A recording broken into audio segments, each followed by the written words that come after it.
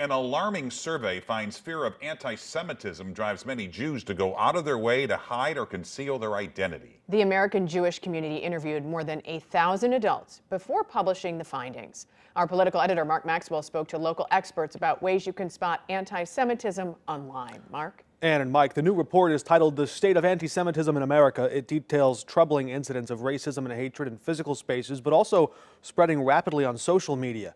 Experts suggest the two are often connected. That study finding nearly 40% of American Jews altered their behavior to hide their identity to avoid being targeted. And just 3% of Americans who saw cases of anti-Semitism online actually reported it to the social media platform where they found it. Experts recommend taking time to visit a Holocaust museum or become more familiar with the insidious effects of hateful imagery so you can spot it when you see it or someone shares it into your social media feed.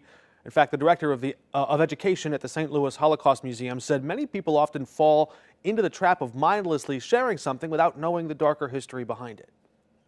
A core tenet of the museum's educational program is really looking at media literacy.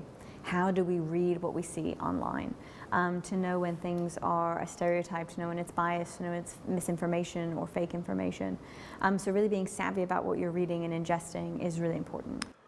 More than 4 in 5 people who participated in this survey said when they witnessed anti-Semitism, it was online. If you see something questionable or offensive, experts suggest flag it or report it. Thank you, Mark.